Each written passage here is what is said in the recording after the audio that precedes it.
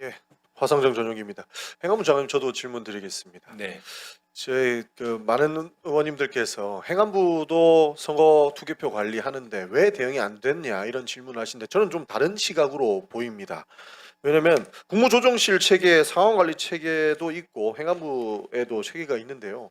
국무조정실의 그 투개표 지원 상황실 총괄 관리 그 유관 부처들을 보면요. 중앙선거관리위원회 선거 상황실이고 소방청 상황실, 경찰청 상황실, 우정사원본부 상황실, 그다음에 다른 유관기관은 한전 배전운영처, KT 네트워크 관제본부 돼 있고 시도 이렇게 네. 나와 있거든요. 그러니까 그렇습니다. 행안부도 보면은 경찰부 투개표 상황 관리하고 언론 보도 모니터링하고 유관기관 상황 체계 유지하는 정도에 그칩니다. 근데 일부 이렇게 지적하시는 분들을 보면 그러니까 선관위에서 똑바로 관리 못한 게 아니고 정부도 관련이 있기 때문에 이재명 잘못한 거 아니냐라고 하면서 이재명 대통령 사과해야 되는 것 아니냐 하는 이야기를 하시는 것 같은데 저는 너무 정략적인 접근으로 봐서 행안부의 지금 입장이 이해가 간다라는 말씀을 좀 드리고 싶은 거예요. 소방청이 왜 있고 경찰청이 왜 있고 우정사업본부가 왜 있냐라고 보면 혹시 모를 투개표 상황실에 단전 단수 문제나 네. 뭐 화재 문제 이런 거 대응하고 화재, 있는 것 아니겠습니까? 예, 그렇습니다. 그렇죠. 그렇기 그것을 때문에 그 소요라든가 이런 게 있을 수 있으니까 예. 경찰은 또 경비를 해야 되고요.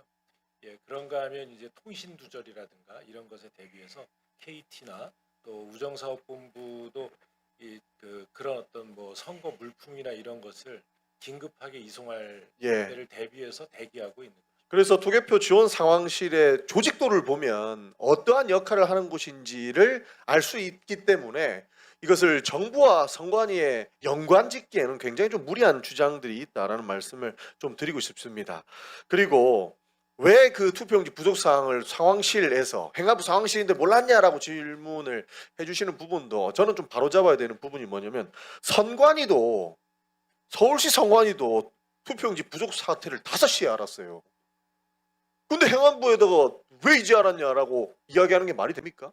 그리고 그 국무조정실에 있는 그 총괄 사항실에도 선관위 직원이 안 가 있어요. 저희가 선관위 지적을 왜 하냐면 선관위 이런 상황 관리를 거의 안 하고 카톡으로 보고 주고받고 지휘 체계가 전혀 작동하지 않았다라고 지적을 하고 있는데 이것을 행안위에 연결시키는 거, 행안부에 연결시키는 것이 오히려 과도하다는 지적을 저는 정확하게 해주셔야 된다라는 말씀을 드리는 겁니다. 그리고 중앙선거관리위원회도 투표용지 부족 상황을 언제 알았냐라고 하면 기자가 투표용지 부족해요라고 전화해서 알았다는 거 아닙니까? 근데 그거를 왜 저는 행안부와 연관 짓는지 이해를 하지 못하겠어서 그 조직도를 정확하게 설명시켜 주시면 의원님 좋겠습니다. 잠깐만 말씀을 드리면은요. 특히 이 상황은 투표 용지가 부족한 것 아닙니까?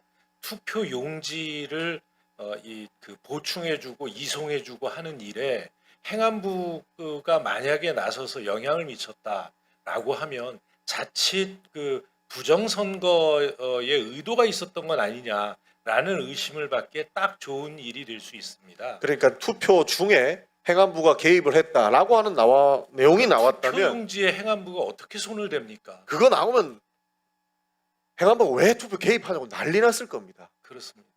그렇기 때문에 오히려 하신 말씀이 저는 문제가 있다고 생각합니다. 정부는 당연히 선거관리에 개입하면 안 되죠. 그래서 선거관리위원회 만들어 놓은 건데 지금 그 체계가 잘못돼서 우리가 개헌이라도 해서 바로잡아야 된다라고 말씀드리는 거 아니겠습니까? 아이고 그 선관위 얘기만 해도 바쁜데요. 그 관련해 짚고 넘어가야 돼서 말씀드렸고요. 경찰청장님께 질문 하나 드리겠습니다. 네. 좀 전에 존경하는 의원님들께서 말씀을 주셨는데 서울청에 국회의원들이 방문할 때 그 뭐 폭행 사건이 있었다라고 보도도 나오지 않았습니까? 그때 내용들 하나만 짚고 넘어가면 어떠한 경우라도 일단 폭행 시비는 있어서는 안 된다고 생각을 하는 것이고 의원의 지적에 반박을 하는 건 아닙니다만 팩트는 좀 정확하게 짚고 넘어갔으면 좋겠다는 취지에서 질문을 드립니다. 원래 서울청에 국회의원들이 방문할 때는 수사 정보, 경력 운용, 기밀 유출 때문에 그리고 진솔한 면담 등을 이유로 비공개를 원칙으로 해왔죠.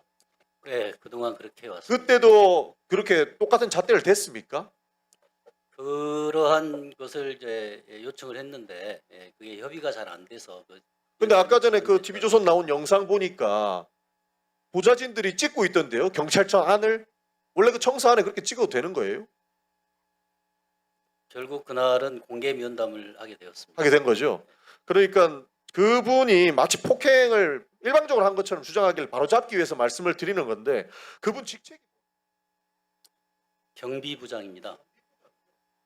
방북 연장 때 복귀를 해달라고 하는 부분 현장 촬영 시도하는 것을 경비부장으로서 막아야 된다라고 이야기한 부분에 대해서 이야기하다가 지금 이런 식의 말인 겁니다.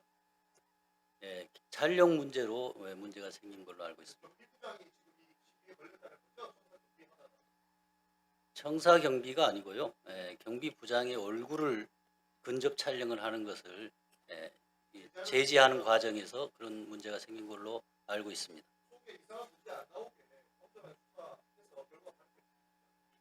네, 엄정하게 수사하리라고 생각합니다. 우리 청장님, 공무원, 경찰 공무원은 국민 전체의 봉사자 아닙니까? 맞습니다. 일단 저 동영상 화면을 보면은 과도한 공권력 이 행사로 보이거든요. 그렇게 안 보이십니까? 이유를 막론하고 예. 서울경찰청을 방문하는 그 과정에서 불미스러운 일이 생긴 것에 대해서는 유감스럽게 생각합니다. 이게 저 경비부장의 행위가 우리 청장님의 패가 망신, 일종의 이 겁박성, 조폭 같은 겁박성 발언하고 연관이 있지 않습니까? 겁박성 발언이라는 것에 대해서 저는 동의할 예. 수 없고요. 예. 제가 아까 말씀드렸다시피 그러한 그 발언을 한 거는 선량한 시민들이 잘못 분위기에 휩쓸려서 형사처벌을 받는 그런 사태가 생기지 않기를 바라는 의미에서 주의를 촉구한 것이었지 겁박성 발언이 아니었고 그것과 지금 이 경비부장의 문제는 별개의 문제라고 저는 생각합니다. 이 대통령께서 유럽 순방 중에 엄정 대처하라 이 메시지를 가지고 좀 더 강경하게 나온 건 아닙니까? 그렇지 않습니다. 헌법과 법률에 충성하시죠, 그렇습니다. 청장님. 민중의 지파 맞습니까? 맞습니다. 알겠습니다. 다음 김성회 의원님.